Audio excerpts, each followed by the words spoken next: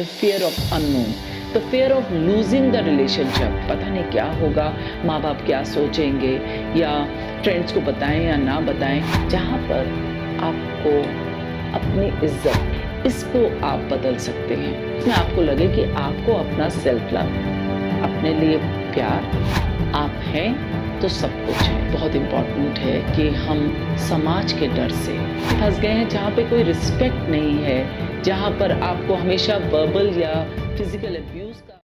नमस्कार दोस्तों, पिछले वीडियो में हमने कुछ ऐसे पॉइंट डिस्कस किए थे जो पहचान बना रहे थे कि किस तरह के टॉक्सिक रिश्ते हैं, और आप एक टॉक्सिक रिश्ते में अगर फंसे हुए हैं तो उसके कौन से पॉइंट्स हैं, how to identify those toxic points.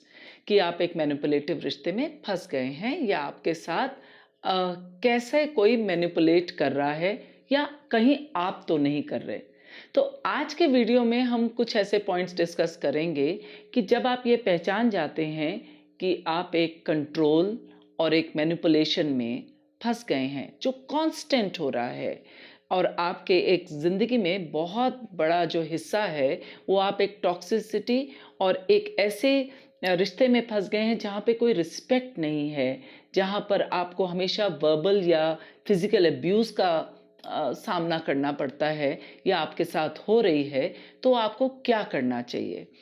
तो सबसे पहले ये देखा गया है कि पहले तो एक्सेप्ट करना चाहिए कि कुछ गड़बड़ है, क्योंकि एक आम तौर से जो एक हेल्दी, जो एक स्वस्थ रिश्ता है, उनमें वर्बल और फिजिकल अब्यूज़ नहीं होती है।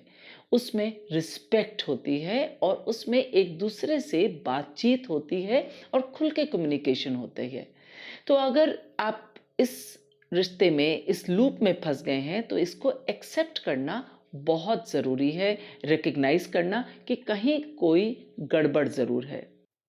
बहुत ज़रूरी है कि इस टाइम में जब आपके साथ एक मैनिपुलेटिव रिश्ता जुड़ गया है, बहुत ज़रूरी है कि आप पॉजिटिव लोगों के साथ रहें, जहाँ पर आपको अपनी इज्जत हमेशा महसूस हो और आप एक खूबसूरत सी ज़िंदगी जीने की उम्मीद रखें, और फिर सलाह मांगकर, मदद मांगकर वो ज़िंदगी जीने की हिम्मत करें। अब आपने रिकग्नाइज कर लिया तो क्या करें? तो थोड़ी सी बाउंड्री सेट करनी पड़ती है और थोड़ा सा डिस्टेंस करना पड़ता है अपने आप को, क्योंकि जब वो बाउंड्री आती है तब आप देख पाएंगे, थोड़ी एक दूर से आप चीज़ को एक ऑब्जर्वर की तरह देख पाएंगे कि क्या हो रहा है। फिर आपको किसी ना किसी को ज़रूर बताना चाहिए, अपने फ्रेंड्स को या फैमिली में, या किसी थेरेपिस्ट के पास, काउंसलर के पास ज़रूर जाना चाहिए।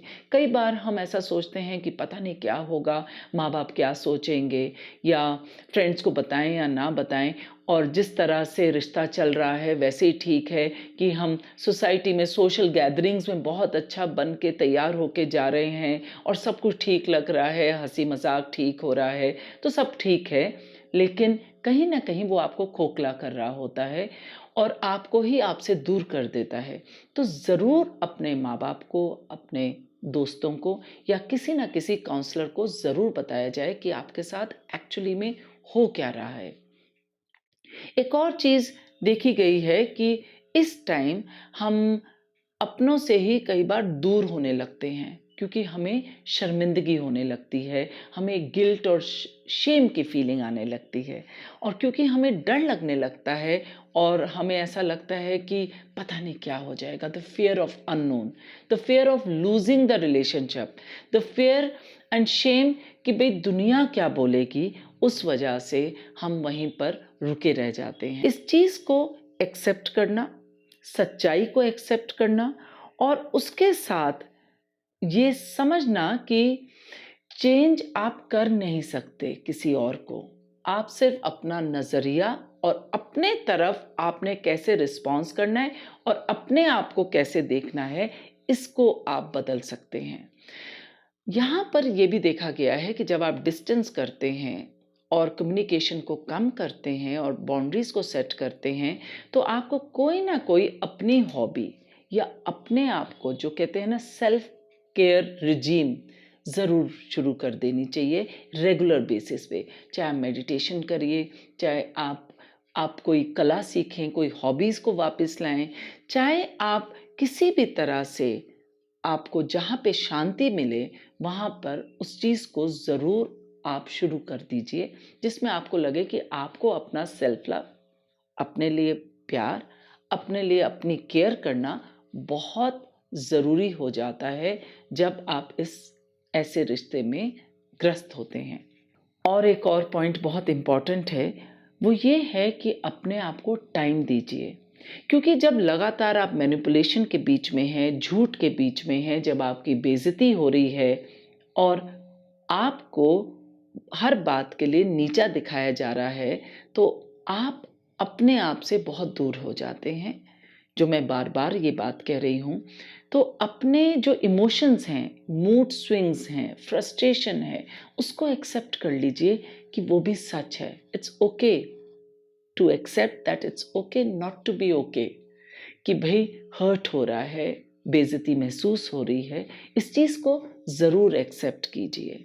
क्योंकि हम कई बार परफेक्शन की जो हमारी परिभाषा है, उस एक रिश्ते में हम कहीं अपने आप को ही खो बैठते हैं।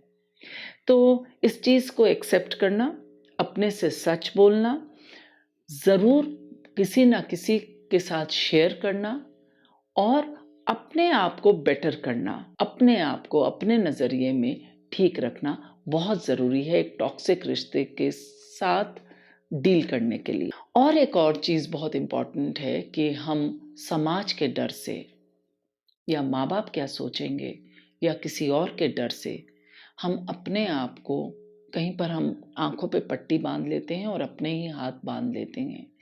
इस चीज़ से दूर रखिए।